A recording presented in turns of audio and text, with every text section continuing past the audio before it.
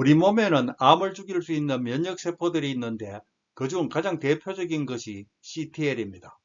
몸이 암을 감지하면 CTL이 활성화되어 암세포에 다가가고 공격을 퍼부어 암세포를 죽입니다. 그런데 암세포 중 일부는 CTL에 반격하기도 한다고 17부에서 언급한 바가 있습니다. 그 반격의 도구는 PD-L1이란 것인데 이것을 발현하는 암을 PD-L1 양성암이라 합니다. 이런 암세포는 CTL 표면에 있는 PD-1이라는 물질을 공략합니다. 즉 CTL이 다가오면 암세포는 PD-L1으로 CTL의 PD-1을 잡습니다. 이렇게 PD-1, PD-L1 결합이 형성되면 PD-1은 CTL 내부로 면역 억제 신호를 보내어 자신의 활성을 꺼버립니다. 그 결과 CTL은 암 살상 능력을 상실하고 암은 계속 살아남아 성장합니다. 이런 암을 제거하기 위해서는 PD-1과 PD-L1의 결합을 차단해야 하고 이런 목적으로 제일 먼저 개발된 것이 PD-1에 대한 항체였습니다. 이 항체가 PD-1에 붙으면 이 항체의 방해로 PD-L1은 PD-1에 결합할 수가 없습니다. 그 결과 CTL은 활성을 유지하며 암을 제거하게 됩니다. 그런데 PD-1과 PD-L1의 결합을 막기 위해서는 PD-L1의 항체를 사용해도 됩니다. 왜냐하면 이 항체가 PD-L1을 봉인해도 이 역시 PD-1과 PD-L1의 결합을 차단하기 때문입니다. 이렇게 개발된 항체들을 면역항암제, 특히 PD-1 계열 면역항암제라 하는데 PD-1에 결합하는 것으로는 펜브롤리주맙과 니발루맙이 있고 PD-L1에 결합하는 것으로는 아트졸리주맙, 아벨루맙, 그리고 두발루맙이 개발되어 지금도 병원에서 처방되고 있습니다. 그렇다면 PD-1 항체와 PD-L1 항체의 효능은 같을까요? 아니면 다를까요?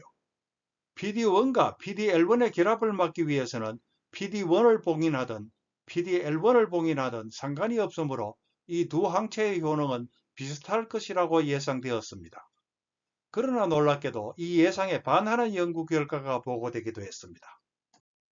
이것이 그런 연구의 예인데 중국 연구진이 2020년에 발표한 논문입니다. 이 연구에서는 비소세포 폐암, 위암 및 위식도 접합부암, 요로상 폐암, 그리고 신장암 환자를 모두 합하여 11,300여 명 조사했습니다. 이들 중 일부는 PD-1 항체를, 그리고 나머지는 PD-L1 항체로 1차 치료를 받았습니다.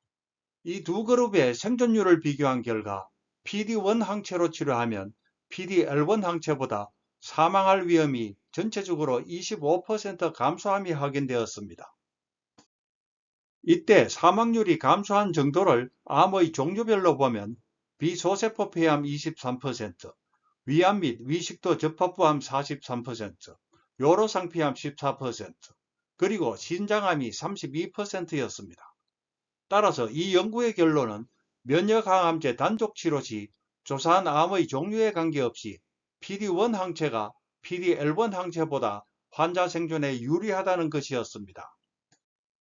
그런데 면역항암제는 세포 독성 혹은 표적항암제와 병용으로 투여되기도 합니다.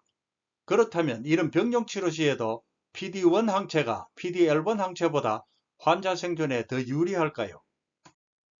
이에 답하기 위해 우선 이 두 논문을 비교해 보겠습니다.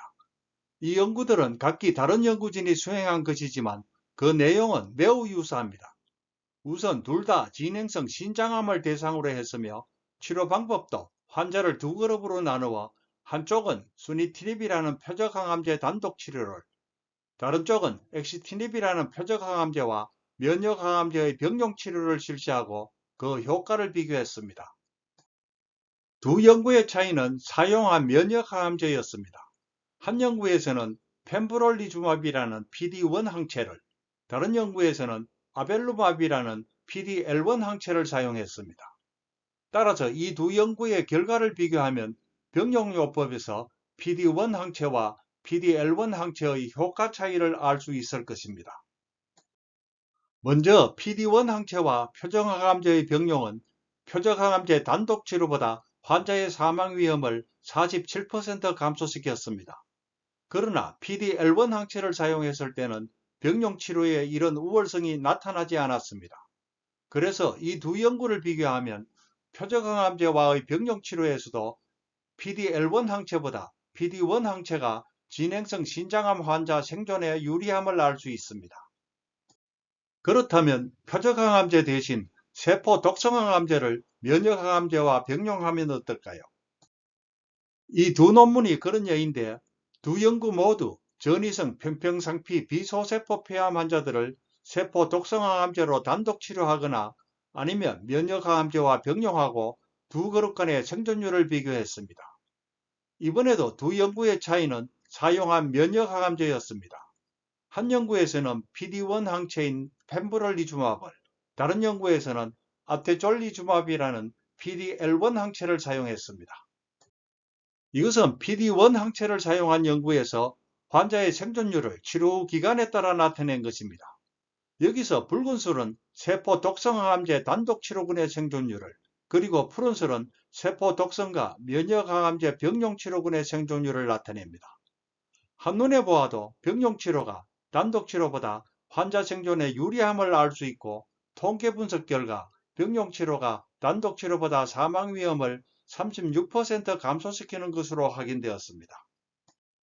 이것은 PD-L1 항체를 사용했을 때의 결과입니다. 이때는 병용 치료와 단독 치료의 효과가 별다른 차이가 없음이 눈으로도 알 수 있고 통계 분석으로도 확인되었습니다. 따라서 이 두 연구를 비교하면 세포 독성항암제와의 병용 치료에서도 PD-1 항체가 PD-L1 항체보다 전이성 평평상피 비소세포 폐암 환자의 생존에 우월함을 알 수가 있습니다. 이상을 종합하면 다양한 암에서 PD-1 항체가 PD-L1 항체보다 환자 생존에 유리하며, 이는 면역항암제 단독 치료뿐만 아니라 표적항암제 혹은 세포 독성항암제와의 병용 치료에서도 그런 것 같습니다. 그렇다면 도대체 왜 PD-1 항체가 PD-L1 항체보다 우월할까요? 사실 PD-1에 결합하여 CTL 활성을 끄는 인자가 PD-L1만 있는 것은 아닙니다. 암세포 중에는 PD-L2라는 것을 발견하는 것도 있는데, 이 역시 PD-L1처럼 PD-1에 결합하여 CTL 활성을 끌 수 있습니다. 그러나 PD-L2보다 PD-L1이 먼저 발견되었기에 PD 시스템에 대한 지금까지의 연구는 PD-1과 PD-L1의 결합에 우선적으로 집중했던 것입니다. 어쨌든 PD-L2가 있는 상황에서는 PD-L1 항체가 PD-L1과 PD-1의 결합을 차단하더라도 PD-L2는 여전히 PD-1에 결합하여 CTL 활성을 끌 수 있을 것입니다. 이에 반하여 PD-1을 막으면 PD-L1과 PD-L2 둘 다 PD-1에 결합하지 못하므로 CTL 활성이 켜지고, 이로 인해 더 좋은 치료 효과가 나타나는 것이라 생각됩니다.